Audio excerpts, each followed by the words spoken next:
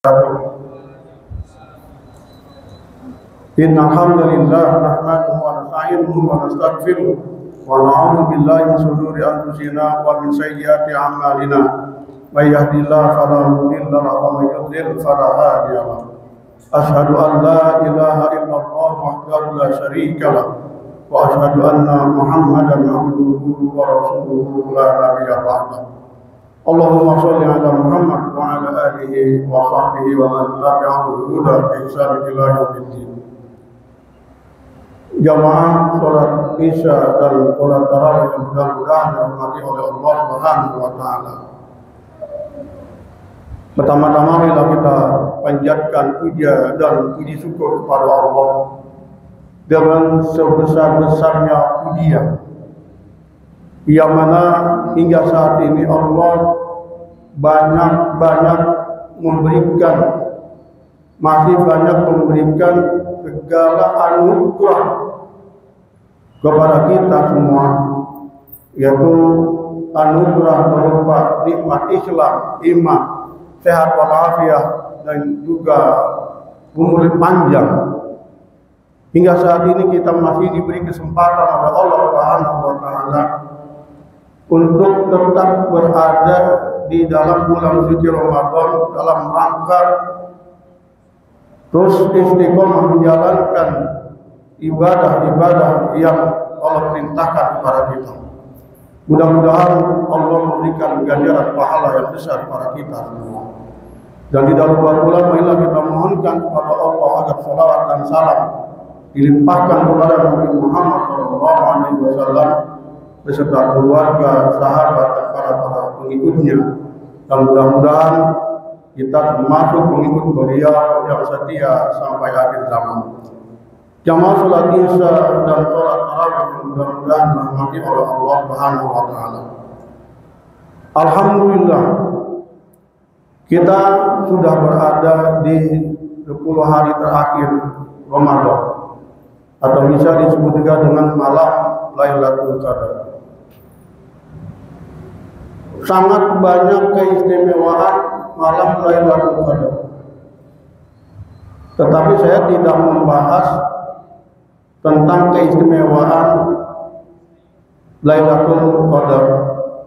Cuma inti daripada malam Lailatul Qadar itu adalah sebagaimana sabda Rasulullah SAW. Man qama Lailatul Qadri imanan wa ihtisaban ghufira lahu ma taqaddama min dhanbi. Barang siapa yang beribadah di malam Lailatul Qadar dengan penuh keimanan dan pengharapan, akan dihapuskan dosanya oleh Allah tahun yang lalu. Dan itulah inti daripada keistimewaan malam Lailatul Qadar.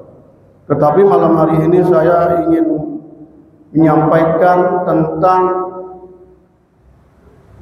maksud dan tujuan Allah Subhanahu wa taala, yang mana kita sama-sama ketahui dalam surat Al-Baqarah 183. A'udzubillahi minasyaitonir rajim. Ya ayyuhalladzina amanu kutiba 'alaikumusiyam kama kutiba 'alal ladzina min qablikum la'allakum tattaqun. Hai orang-orang beriman, telah diwajibkan kepada kalian berpuasa, yang mana juga telah diwajibkan pada orang-orang sebelum kalian agar kalian bertakwa. Allah memerintahkan kepada kita orang yang mengaku beriman pada Allah Subhanahu wa taala agar berpuasa di bulan suci Ramadan. Tujuannya adalah agar supaya kita bertakwa. Jadi Allah Subhanahu wa taala bukan semata-mata memerintahkan kita untuk berpuasa di bulan suci Ramadan, tetapi ada yang dimaksud, yang diingini oleh Allah, yaitu agar kita menjadi orang takwa.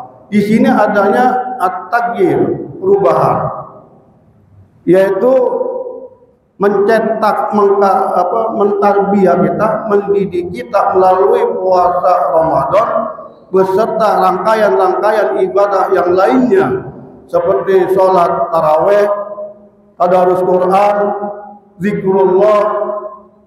Tujuannya agar kita ada perubahan pada diri kita, at-taghyir.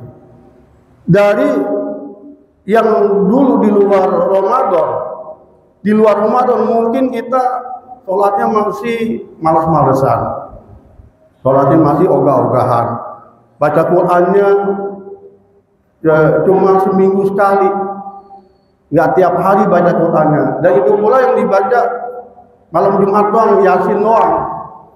Padahal Al-Quran itu 114 surat, 37 banyak. Ya mungkin kita dulu begitu di luar Ramadan, tahun-tahun lalu kita begitu, ya. Terus pelit, nggak mau berinfak, nggak mau sedekah, nggak mau berbagi kepada sesama.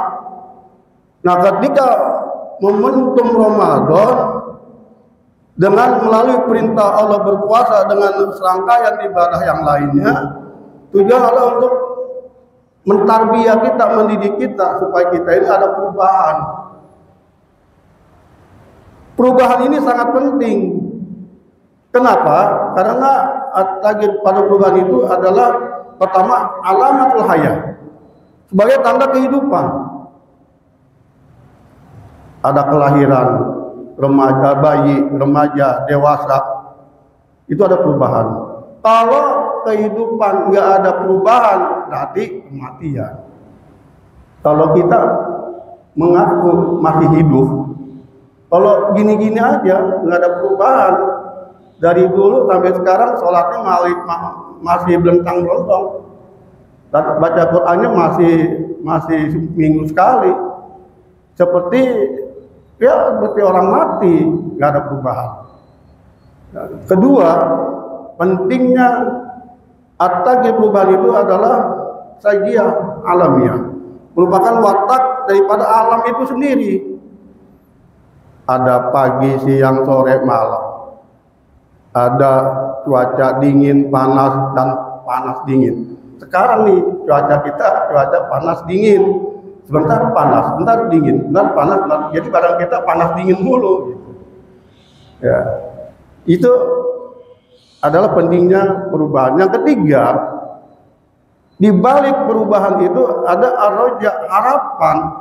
Harapan untuk apa? Dari yang dulunya kita ibadahnya masih belentang-belentong, berubah minasar ilal khair, berubah dari yang buruk kepada yang baik.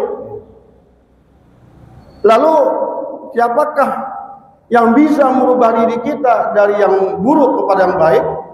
Ya diri kita sendiri. Allah nggak mau merubah suatu kaum sebelum kita sendiri yang merubahnya. Bukannya Allah nggak mampu, bukan, tapi itu adalah ujian buat kita semua. Nah, apakah kita sudah mengaku beriman itu mau merubah diri kita atau enggak? Allah berfirman dalam surat 13 ayat 11, "Qul syaitanir rajim, innallaha la yughayyiru ma biqaumin hatta yughayyiru ma bi anfusihim." Sesungguhnya Allah tidak merubah suatu kaum sehingga kaum itu sendiri yang akan berubah. Jamaah yang mudah-mudahan dirahmati oleh Allah Subhanahu wa taala. Bagaimana caranya supaya kita bisa berubah dari yang kurang baik menjadi yang lebih baik? Ada beberapa syarat yang harus kita penuhi. Pertama adalah al-aql, pola pikir, mindset. Bisa jadi dari dulu hingga sekarang di luar Ramadan masuk ke bulan Ramadan, pola pikir kita ini masih saja yang ada di otak kita ini masih aja duit aja duit, dunia aja dunia. Mayoritas di otak kita ini kebanyakan duit pun yang dipikirin. Dunia, akhirat atau ibadah itu cuma sekian persen saja. Sekarang harus kita taghyir, kita harus berubah. Dengan adanya momentum tarbiyah Ramadan yang Allah berikan kepada kita, dengan berbagai macam pahala yang Allah berikan kepada kita supaya kita ini termotivasi, yaitu kita rubah otak kita ini yang dulunya dunia mulu dirubah dengan ibadah, dengan akhirat. Lebih besar persentase akhiratnya, ibadahnya daripada dunia. Harus sekarang begitu kalau kita mau berubah menjadi baik. Allah berfirman dalam surat 51 ayat 56, "A'udzubillahi minasyaitonir rajim, wa ma khalaqtul jinna wal insa illa liya'budun." Dan tidaklah aku menciptakan jin dan manusia hanya untuk ibadah kepada Allah. Qul inna sholati wa nusuki wa mahyaya wa mamati lillahi rabbil alamin. Katakanlah sebenarnya salatku, ibadahku, hidup dan matiku hanya untuk Allah. Pertama, fikrah mindset kita berubah. Di otak kita harus diutamakan akhirat daripada dunia. Sangat-sangat jelas Allah berfirman dalam surat Al-Qasas ayat 77, "A'udzubillahi minasyaitonir rajim, wabtaghi fima ataqallahu darul akhirah wa la tansa nasibaka minad dunya wa ahsin kama ahsanallahu ilaik wa la tabghil fasada fil ardi innallaha la yuhibbul mufsidin." Carilah oleh kamu itu akhiratmu dengan apa yang Allah berikan kepadamu, dan berbuat baiklah kepada manusia sebagaimana Allah berbuat baik kepada kamu, dan janganlah kamu berbuat kerusakan di muka bumi. Sesungguhnya Allah tidak suka para orang yang berbuat kerusakan. Itu jadi persentase akhirat lebih besar daripada dunia. Pertama. Yang kedua, yang harus syarat untuk berubah menjadi baik itu adalah ilmu. Bagaimana kita menjadi lebih baik kalau kita ini nggak berilmu? Maksud ilmu di sana ilmu agama. Ilmu agama. Bagaimana kita bisa menjadi baik kalau kita nggak ngerti agama? Caranya supaya kita ngerti agama, ya kita ikuti pengajian. Kalau ada pengajian di masjid itu kita harus ikuti. Jangan ditinggalin. Sedih kita dari dulu hingga sekarang kalau ada pengajian yang isi cuma 10 orang. Udah gitu yang sepuh-sepuh lagi. Udah gitu ngajinya nyender lagi. Sedih ya. Seharusnya pengajian-pengajian di masjid itu harus banyak yang hadir supaya kita ngerti agama. Kalau kita sudah ngerti agama, kita nggak bisa dibohongin. Nggak bisa dibohongin sama orang kafir. Ya, cuma kalau orang nggak ngerti agama, ya dikasih Indomie sedus, ya, ngambilnya di gereja, ikut Natalan dulu. Kalau nggak ngerti agama, mau aja, ya kan? Tapi kalau ngerti agama, jangankan Indomie, kasih mobil, gue ikut Natalan, oke. Itu kalau ngerti agama, nggak bisa dibeli dengan dunia kalau ngerti agama. Nah, Rasulullah SAW bersabda, "Man yuridillahu bi khairan yufaqihu fid din." Barang siapa yang dikehendaki oleh Allah kebaikan, akan dipahami oleh Allah tentang agama, masalah agama. Jadi di hadapan Allah, di mata Allah, yang namanya kebaikan itu bukan punya harta berlimpah, rumah mewah, istri cantik, bukan.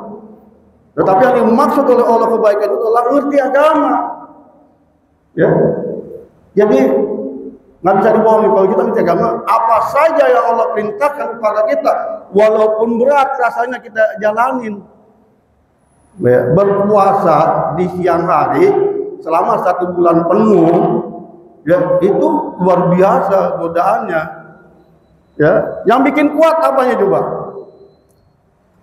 Ada kakek-kakek, ya jalannya aja susah, tapi masih kuat puasa.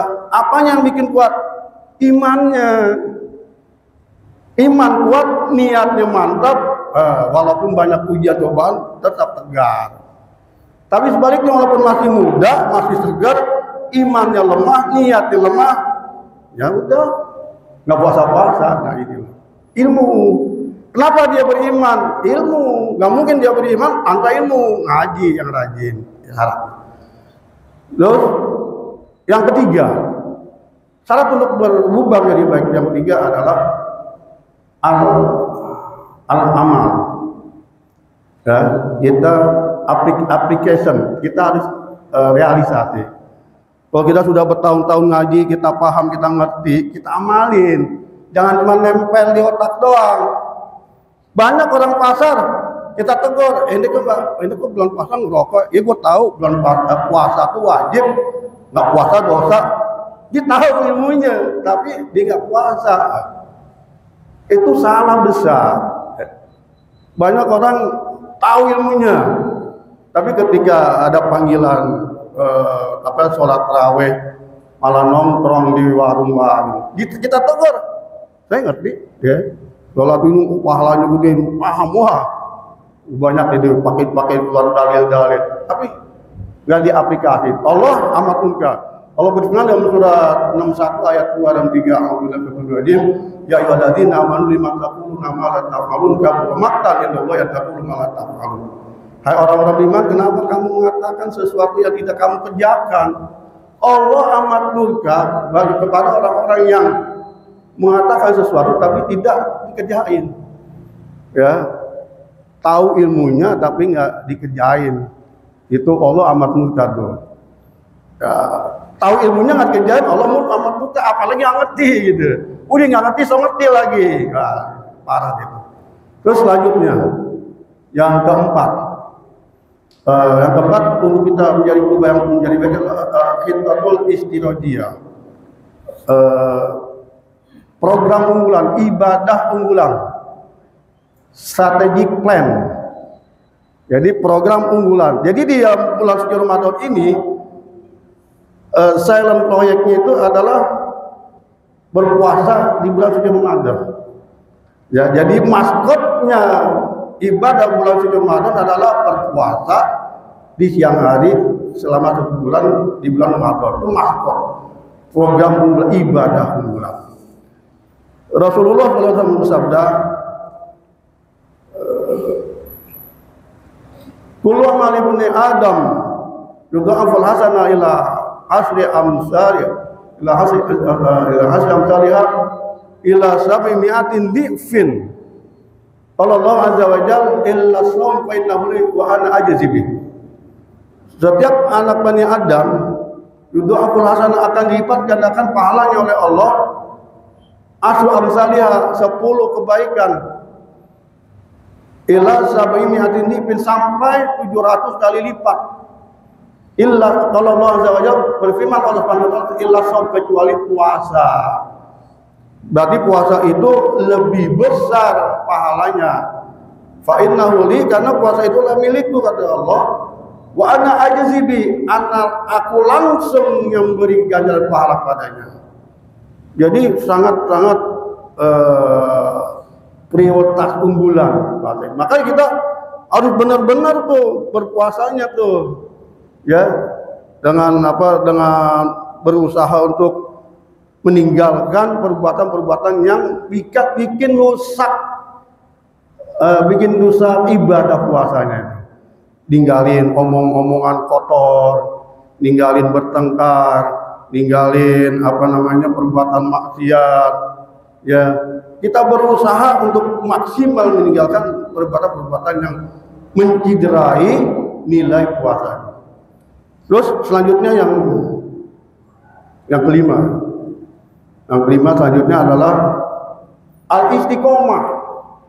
La tai'asu abada. Istiqomah, tetap pendirian.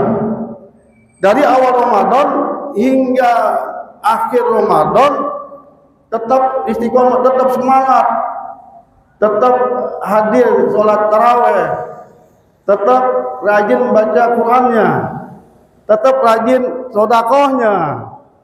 Ya, jangan cuma sekali-sekali aja, harus tuh rajin sedekahnya. Walaupun ya mungkin bagi kita kecil ya, yang penting kita rutinitas, istiqomah. Ya, tahan pendirian, tahan banding. Walaupun ujian yang menimpa kita puasa, apalagi puasa di kota seperti ini ya, yang siang-siang banyak yang nggak puasa, ujiannya luar biasa.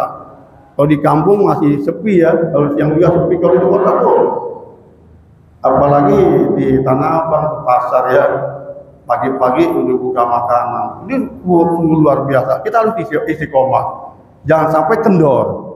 Dari awal Ramadan hingga akhir Ramadan kita tetap semangat puasanya, semangat tarawihnya, semangat tadarusnya, jangan kendor ya.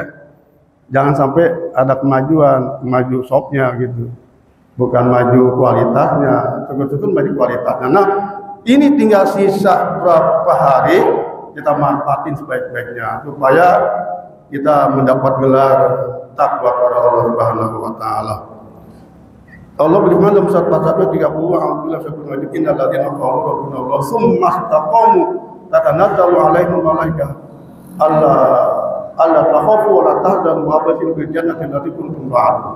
Sesungguhnya orang-orang yang berkata Rabb kami adalah Allah, kemudian istiqomah, tidak bergeming, tetap istiqomah menjalankan syariatnya, malaikat akan turun menghampirinya sambil berkata, janganlah kamu takut dan janganlah kamu bersedih, bergembiralah kamu dengan surga yang dijanjikan oleh Allah Subhanahu wa taala. Jamaah yang mudah-mudahan dirahmati oleh Allah Subhanahu wa taala.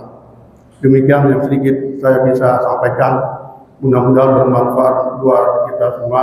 Sebelum saya tutup, saya mengingatkan kepada jamaah semua, jangan lupakan sisipkan selalu doa-doa terbaik kita di setiap sholat kita kepada saudara-saudara kita yang di Palestina, yang hingga saat ini masih dizolimi oleh Zionis kafir Yahudi Israel. Kita harus masing-masing mendoakan di setiap doa kita untuk saudara kita di sana, agar supaya saudara kita mendapat pertolongan dari Allah Subhanahu wa taala, dan kita minta kepada Allah agar Zionis Yahudi Israel dihancur leburkan dengan azab yang sangat pedih diturunkan kepada mereka. Dan juga kita berusaha maksimal untuk memboikot produk-produk Zionis kafir Yahudi Israel. Jangan sampai kita mengaku cinta kepada Muslim, saudara kita Palestina, tetapi kita masih suka membeli produk-produk Zionis kafir Yahudi Israel. Sehingga apalah artinya kita mencintai saudara kita, sementara kita masih doyan membeli produk-produk Zionis kafir Yahudi Israel. Demikian yang benar datangnya dari Allah, yang kelihatannya kurang enak didengar, saya mohon maaf, itu mungkin kehilapan saya sendiri. Aqulu qouli hadza fastaghfiru innahu huwal ghafurur rahim. Subhanakallahumma wa bihamdika asyhadu an la ilaha illa anta astaghfiruka wa atubu ilaik. Wa assalamu alaikum warahmatullahi wabarakatuh.